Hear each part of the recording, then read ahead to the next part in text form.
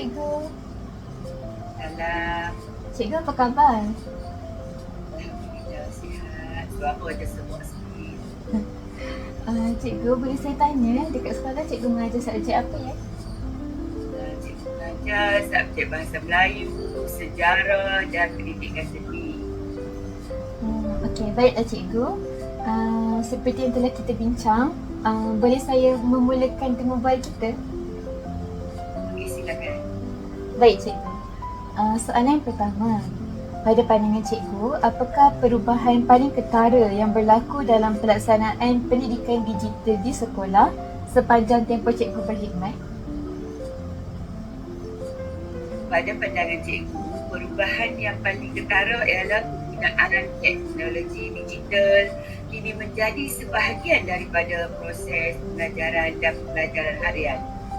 Dahulu, guru lebih bergantung pada buku teks, lembaran kerja dan papan putih. Tetapi sekarang, banyak bahan disediakan secara digital menggunakan platform seperti Delima, Google Classroom, quiz dan berbagai aplikasi lain. Selain itu, murid juga lebih mudah mendapatkan maklumat melalui internet. Namun begitu, cikgu melihat penggunaan teknologi ini memerlukan guru sentiasa meningkatkan kemahiran digital. Cikgu kena belajar juga kemahiran digital sebab guru kurang didedahkan dengan teknologi maklumat ni. Tetapi guru sekarang dah diberi kursus tentang bagaimana penggunaan kemahiran digital dalam bilik darjah. Okey. Dengan adanya kemahiran digital ni, guru dapat meningkatkan kemahiran supaya pengajaran dan pengajaran lebih berkesan dan lebih menyeronokkan. Jadi mengikut keperluan pendidikan masa kini. Jawapan yang sangat bernas cikgu. Baiklah, untuk soalan yang kedua, bagaimanakah teknologi digital membantu cikgu untuk memperoleh, mengurus, memproses dan menyampaikan maklumat semasa proses PDP? Okey, kemahiran digital, setelah kita menggunakan kemahiran digital ni, proses pengajaran dan pembelajaran menjadi lebih mudah. Lebih menarik, lebih menceriakan suasana pengajaran. Contohnya dengan penggunaan portal Delima, web VM, Google Scholar dan bahan daripada berbagai sumber pendidikan, maklumat tersebut dapat disusun dengan mudah dalam Google Drive mengikut mata pelajaran dan minggu pengajaran supaya mudah dicapai. Okey, semasa proses maklumat, cikgu menyesuaikan isi kandungan mengikut tahap murid. Contohnya kita boleh menggunakan teknik pengajaran terbeza. Teknik pengajaran terbeza ni kita boleh menggunakan Delima ataupun pengajaran digital ni mengikut tahap kebolehan murid. Objektif yang sama tapi cara pengajaran kita berbeza. Murid mencapai objektif tetapi objektif yang kita gunakan berbeza mengikut tahap kefahaman murid. Kita menggunakan teknologi digital ni mengikut tahap kebolehan murid tetapi objektif yang disampaikan tetap sama. Contoh, latihan kita digunakan lebih mudah untuk murid-murid yang orang kata tahap pembelajaran yang lebih rendah. Untuk murid-murid pelajaran yang lebih tinggi, kita menggunakan teknik cerita yang lebih tinggi tapi mencapai objektif yang sama. Terima kasih cikgu, saya dapat belajar daripada pengalaman yang cikgu kongsikan kepada saya. Baiklah, mari kita teruskan untuk soalan ketiga. Apakah platform, aplikasi atau teknologi digital yang paling kerap cikgu gunakan dalam PDP?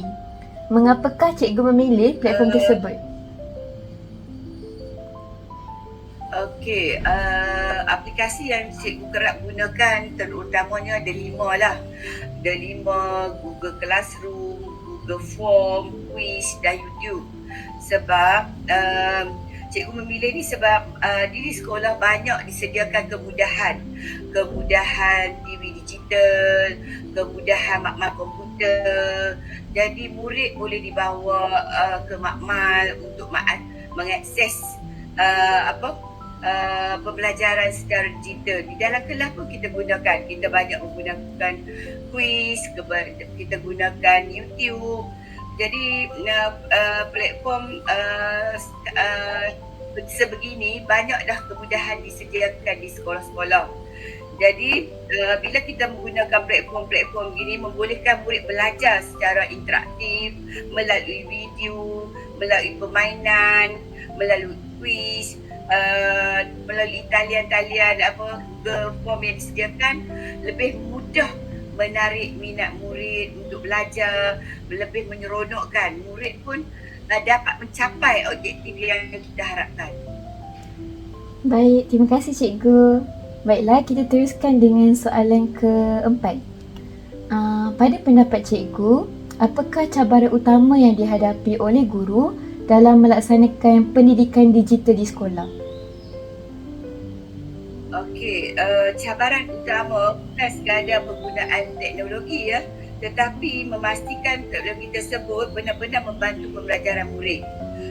Terdapat guru yang masih memerlukan latihan untuk menguasai aplikasi baru. Contoh macam cikgu sendiri umur 54. Cikgu baru nak belajar macam mana nak menggunakan platform Google Form, nak gunakan quiz, nak gunakan Google Classroom. Memang mencabar dari segi usia guru-guru yang berumur 54 tahun ke atas ni, sebab mereka pun belajar bersama murid-murid. Tu cabaran tu. Tapi sebenarnya bila kita belajar, kita lebih faham.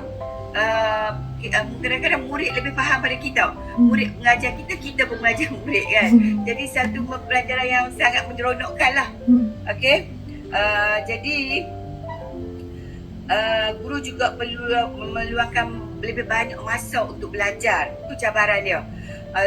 Dari segi penggunaan internet di sekolah, kadang-kadang penggunaan internet ni slow sikit kan. Jadi memang cabaran lah untuk dalam penggunaan digital ni. Itulah cabaran-cabaran dia. Guru perlu belajar dari segi kemudahan internet, kadang-kadang slow waktu kita mengajar. Jadi tidak menghalang kita. Kita akan cuba juga buat yang terbaik. InsyaAllah. Baik cikgu, sangat menarik. Terima kasih cikgu sebab kongsikan.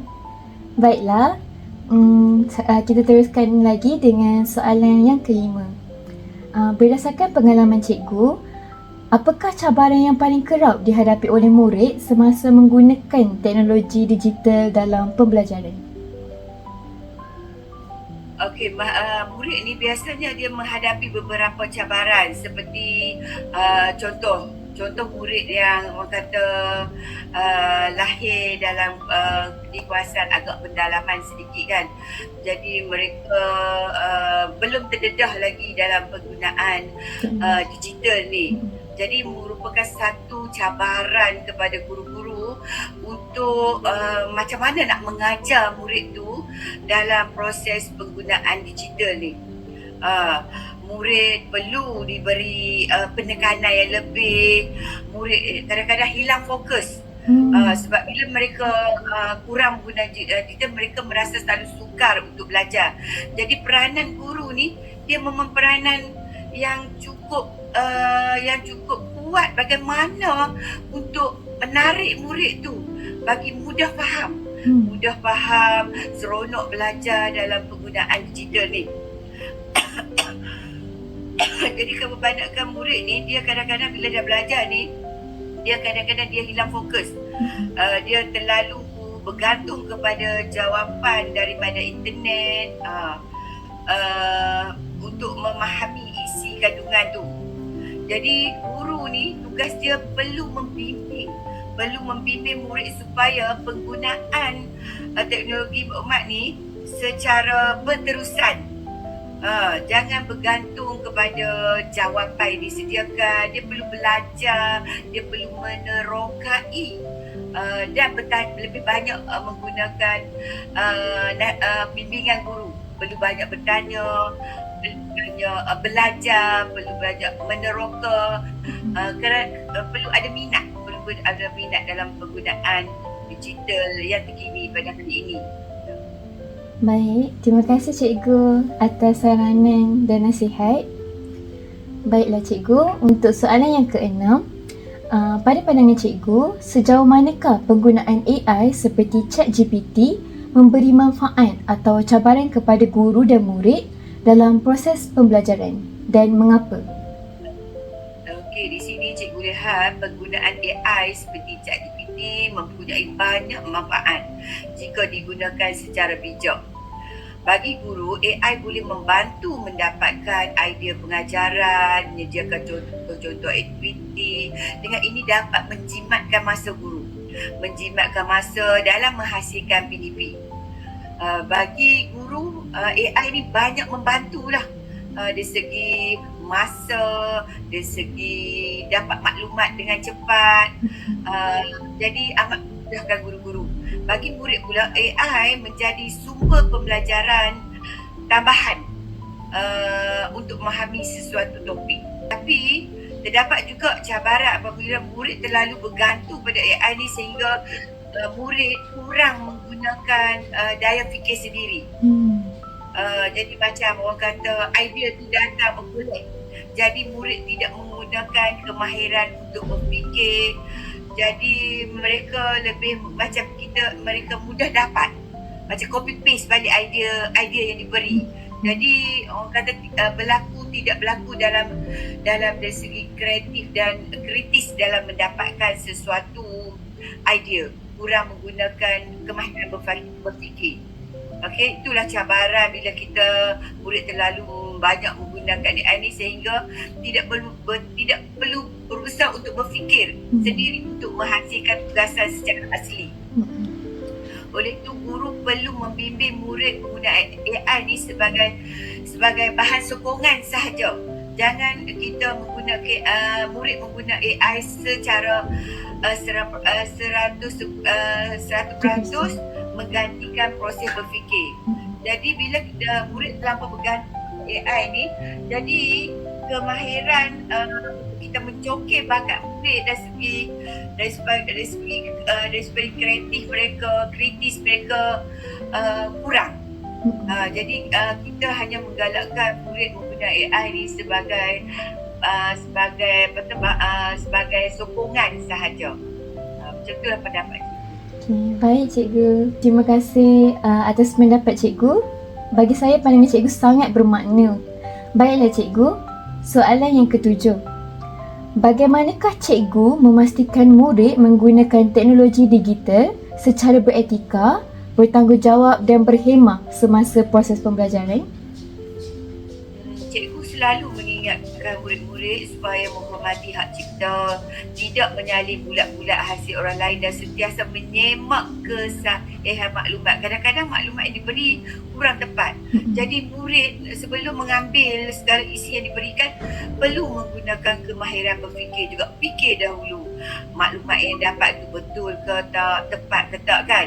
Selain itu, cikgu juga menerapkan nilai kesantunan semasa berkomunikasi dalam platform digital seperti menggunakan bahasa yang sopan, menghormati pandangan rakan dan tidak menyebarkan maklumat yang tidak pasti.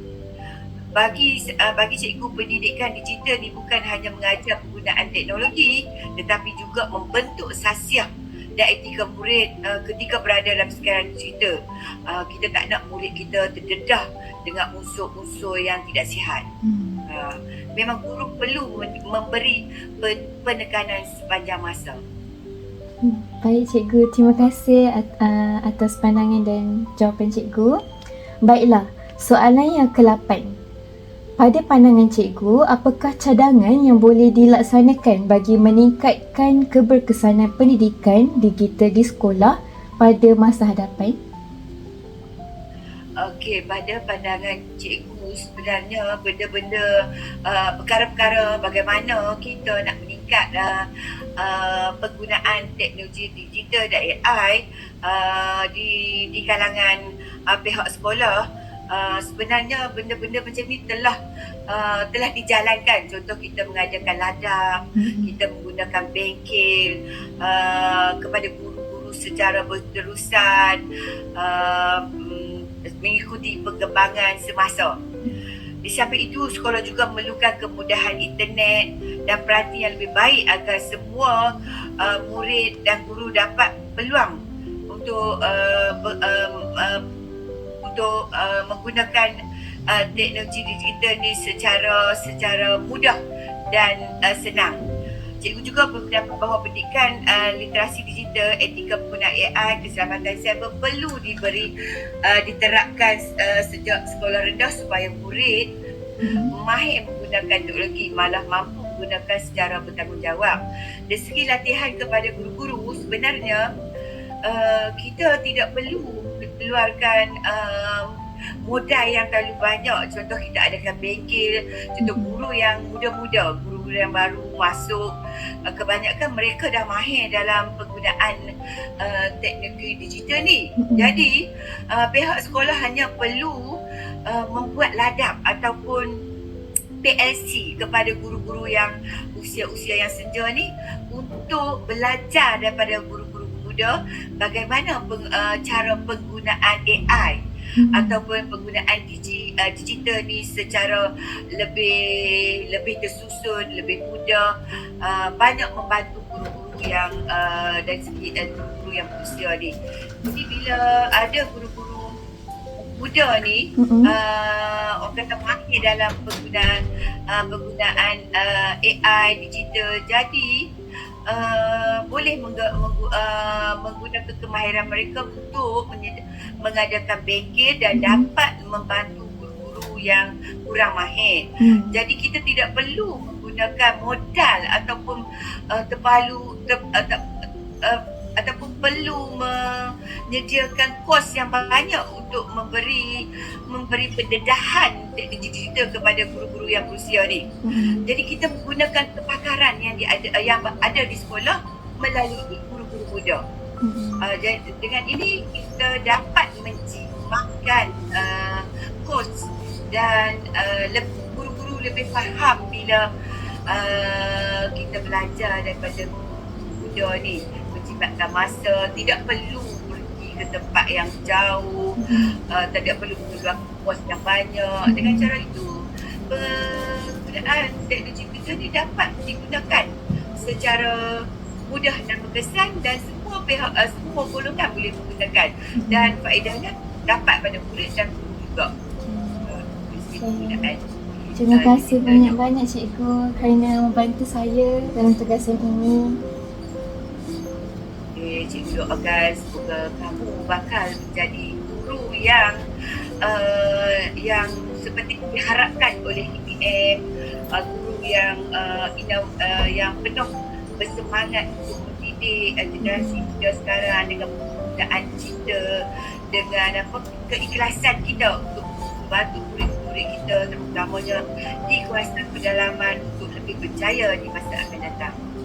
Amin. Terima kasih banyak-banyak cikgu kerana sedia mendoakan saya. Semoga cikgu sentiasa diberi kesihatan yang baik. Terima kasih. Terima kasih cikgu.